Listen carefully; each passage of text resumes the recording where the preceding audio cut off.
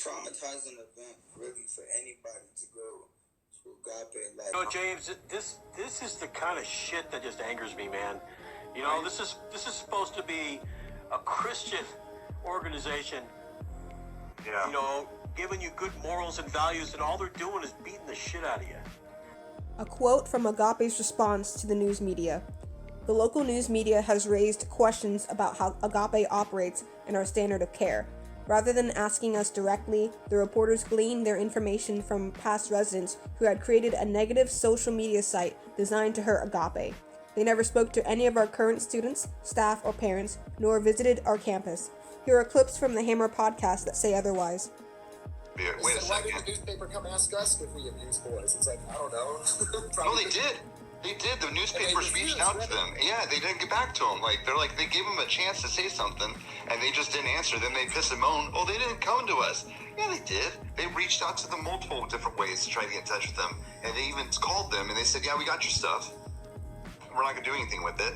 And then they cry, oh, they didn't talk to us. No, they did. A quote from Agape's response to the news media. For their personal safety, we therefore monitor every aspect of the boys' time here, 24 hours per day. Here are clips from the Hammer podcast that say otherwise. First 24 hours of me being there, I got hit in the face like 8 times. Literally like 8 times. For me, I know one kid, he came up to me and told me he wanted my shoes out of my locker. And I told him, no, man, I'm not going to give you my shoes. Like, those are my shoes. I'm not going to do anything like that. And, he was pressing me, getting all mad at me. I just told him to shut up and just leave me alone and go sit down. And then he turned around and walked away and hit me in the back of the head 3 times. And the staff members saw it and they didn't do anything about it. Yeah, so the staff were there, but they weren't really watching kind of thing. And the students were supposed to be watching the other the red shirts were supposed to be watching. But what are you gonna do about another student going after another student if you're a student too? As they're walking downstairs, 3 kids jumped him.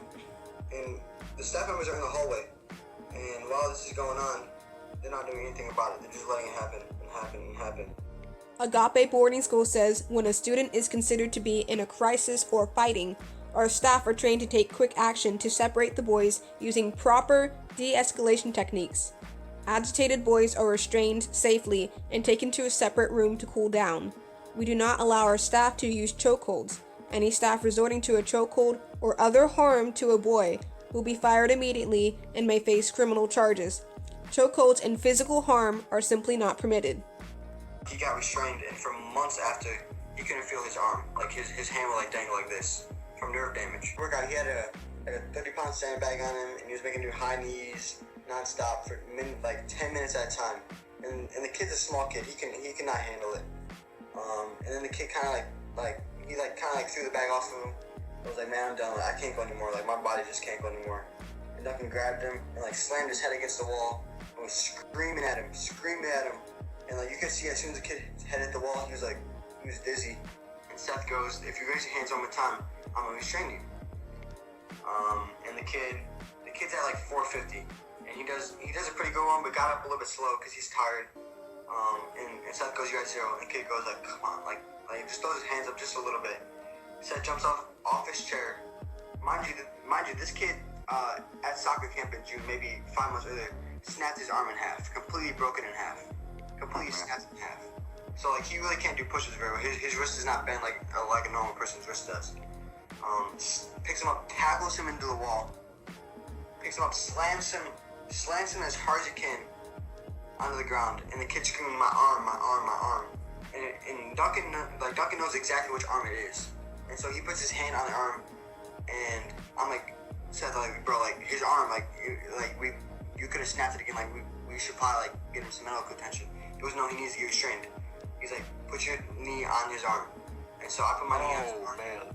And within, this was an hour and a half restraint easy. And this kid's freaking out, screaming. Julio comes downstairs. Timmons comes downstairs. And so we have 2 guys on legs. I'm on the arm. Julio's on the arm, and Duncan's on his head, just holding his head down. And the kid's screaming. And you can feel the sweat coming up off the kid. His drenched, and he's just screaming. And then they told me about self-restraint, and then Julio and his beautiful 5'7", 300-pound looking ass picked me up and slammed me into the ground. Wow. said this is self-restraint. He had that giant carpet burn from a restraint on his face that pretty much like ended up being a scar.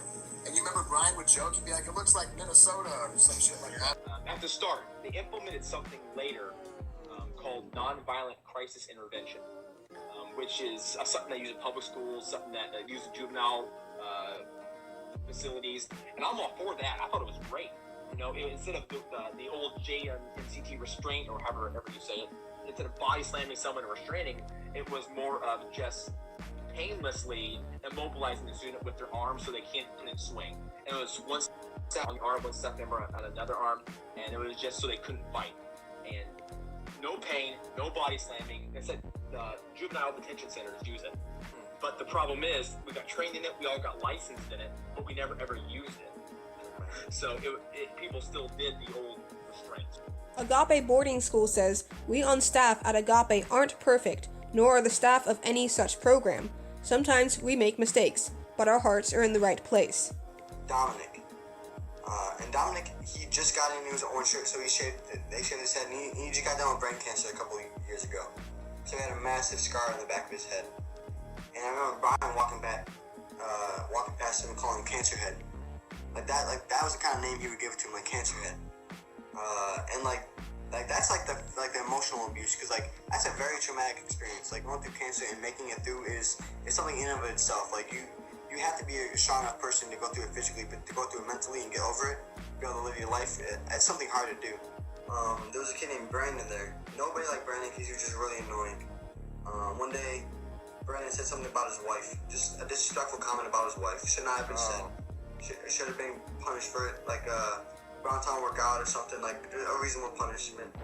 Instead, he took 2 kids downstairs with the kid, and he put them in the padded room, and he walked out of the room for like 30 minutes. And the whole time, these kids are just wailing on him, non-stop wailing on him. And the kid's screaming and crying. We can hear in the dining hall. Furious, yelling at this kid, telling him to keep his head on the pole.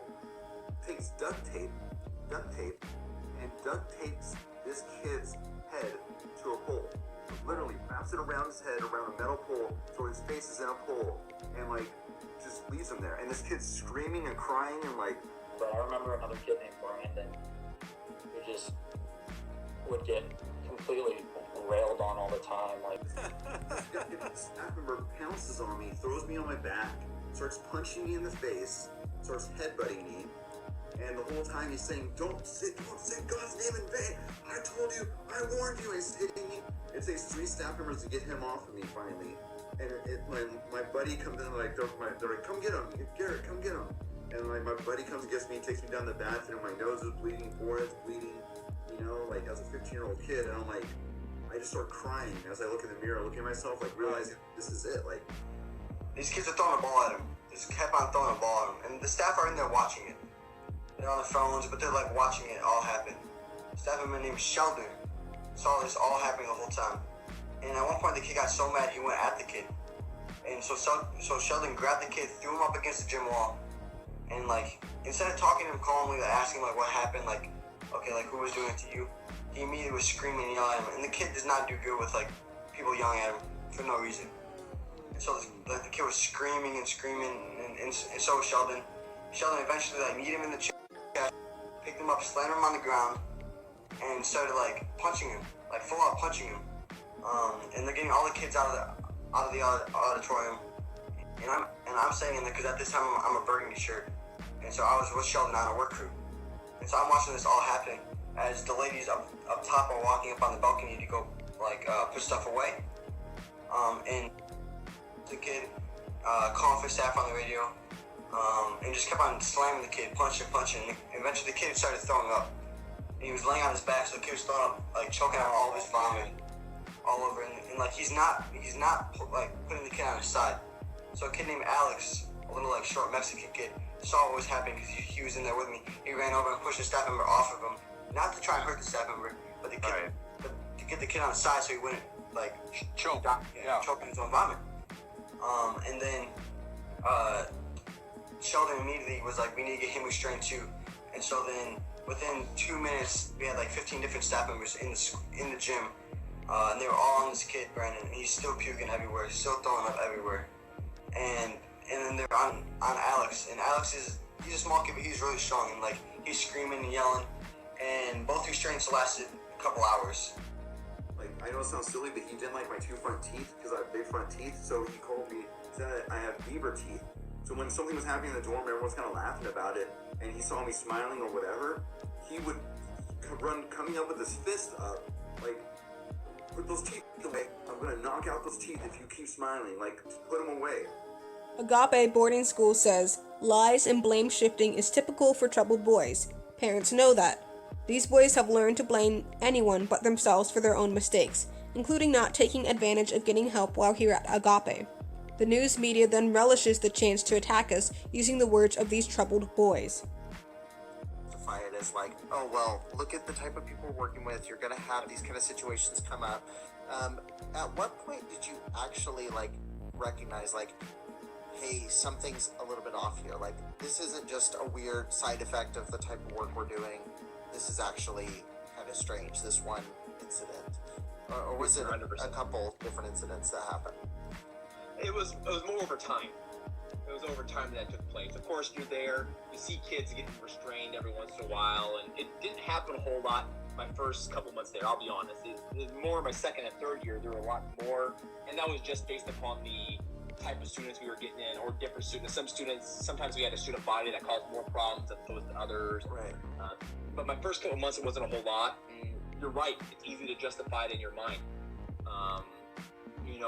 These kids who are, gang members, and you lump them all into that circle.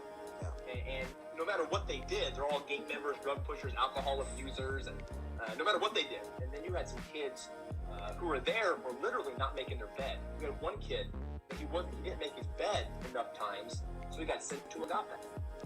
They had their staff that would always talk to the parents and be like, no, everything's fine. He's just a troubled kid, getting in a couple fights, might get pushes, he might get disciplined, but that. Like Jesse was saying too, like Jesse's not denying the fact that he didn't need help. He's like, man, I was going down a rough road, I needed help. But it's the stuff that happened while you're there. So it's not saying, like, all these people think that we're trying to say shut down these schools and this and that, and they're arguing, yeah, you were troubled boys that needed help. Yeah, we needed help, but we didn't need what they put us through. There's probably nothing worse, I would say, than if some traumatizing shit happened to you and then nobody believed you. Agape does that. They damage that child-parent relationship and get the parents not believing the child. The child's lying, the child's not telling the truth, don't believe him, and the parents start believing that the child's always lying to them, and it ruins that relationship. So props to your parents. So I did some stupid stuff. Obviously, it wasn't like I was a perfect kid and just got sent to a boarding school for no reason. The fact that Jurassic Elbow, 20 years later, people coming out of Agape still know what a Jurassic Elbow is because it's still happening. Like, it's not like we all conspire and we all come up with this beforehand. It's still happening there. And Agape Boarding School says, one former staff member interviewed in one news story claimed that we faked that we love these boys so they behave. That is a very odd accusation made by a vocally disgruntled former employee. Showing genuine Christian love for the boys is the very definition of our agape name, Greek word for unconditional love. Our care and concern is never meant to be a manipulation tactic. While some on our staff are naturally more loving than others, we are proud to have a very dedicated and caring team. Most of the men on our staff work here because they too were troubled at one time. They desire to give something back to help other boys just like them. But what I would see is these staff members yelling at these kids in their face, and these kids not being allowed to respond or not being allowed to be frustrated. They just had to take it. And if they didn't take it, then, or they got angry, then they got sent to the intake room. I'm talking about staff members who are grown adults who should know better, getting angry at these teenagers, complete angry, screaming at them. And then it's my job to de-escalate the teenager. 1 Corinthians 13 open, and I see 13:4. Charity suffereth long and is kind. Charity envy and not charity. Vaunted itself is not puffed up.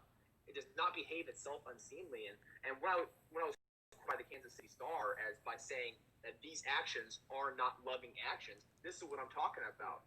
They had staff was puffed up, could never admit this. They could never admit they were wrong, and they had no patience. Yeah.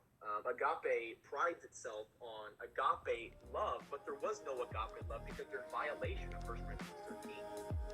I had this buddy. I'm sure you've heard stories of this kid named Brandon. But he was a yellow shirt, and when I made it up to Burgundy, and they gave me him as a buddy. And basically, what they told me was, you're gonna get double points for watching this kid. Like, you're gonna rank up twice as fast, but you're gonna make this kid's life a living hell. Like, you're gonna push him, you're gonna bump him, you're gonna give him push-ups until he stops talking, and even keep giving him push-ups until he's been quiet. And like, you're gonna kick him.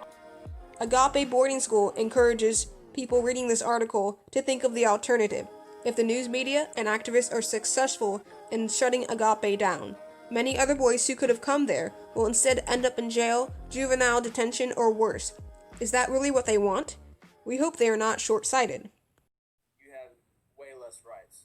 You know, in the jail, you have to tase or mace somebody before you can touch them, unless they are physically attacking you or another officer or another inmate. You can't do that.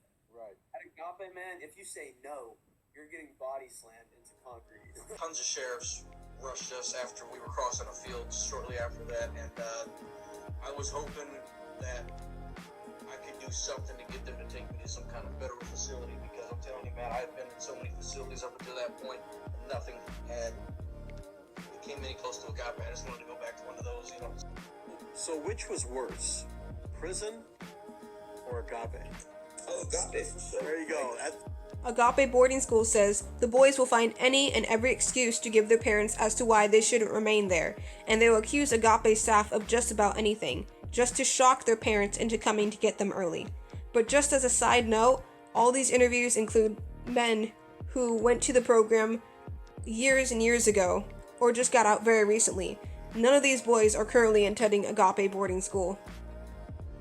I saw a gentleman hang himself, a young man hang himself.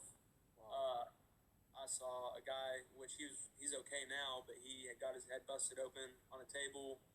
I saw people get their faces busted open. I mean, Agape Boarding School says innocent families can be hurt by the deception and lies of such false reports that are legitimized by the press. It is a sad practice for the news media to prey on parents and families at a time when emotions are the most fragile.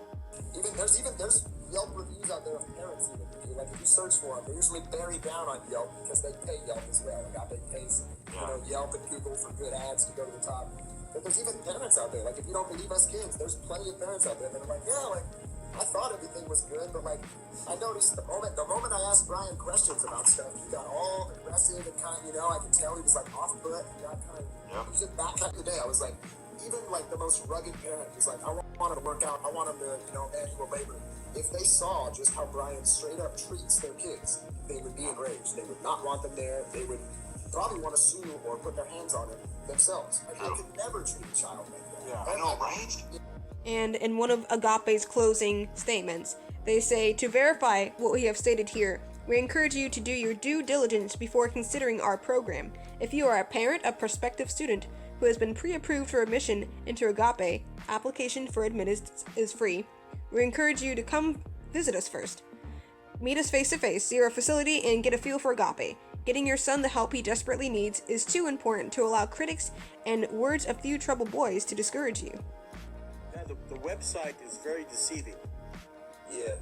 You look at the website and you see all these kids, big old smiles on their face, petting the horses or whatever. It's not that way. You don't know behind the scenes stuff yet. You don't see how things work. They paint a good picture. They're trying to get new staff members, and they need new staff members. And so my parents eventually came at my 4-month visit, and they just saw like the culture there, like the fights and everything. They saw how the staff were just like berating kids. They witnessed it, because normally when the parents come on campus, everyone has to be in their best behavior. So, man, you're meeting these boys, and they're of course all talking positive about the school to me, and come to find out they have to. They can't talk negative about the school to people. I didn't know that at the time. We were not allowed. The staff was not allowed to yell students in front of parents. Okay. Kids have been led on to believe this is a place cool and horses like a fun type of place to be, and it's really just a rants that they kind of want to turn you into slaves. Well, a lot of parents figure, well, it's a Baptist, it's a religious organization. They, they're good people. They're not going to do anything like that. But they're wrong. It happens. Yeah. That's going to wrap it up for this video. I want to thank Hammerhead Podcast and Preacher Boys for interviewing all these people and allowing them a platform to talk about their past troubles in these boarding schools. If you're a parent watching this and you have a student in Agape currently, I pray that you're taking this into heavy consideration because looks can be very deceiving. And thank you to the audience, of course, whoever's watching this. Thank you for the support and thank you for the love and care you give to this movement. God bless. Fight on.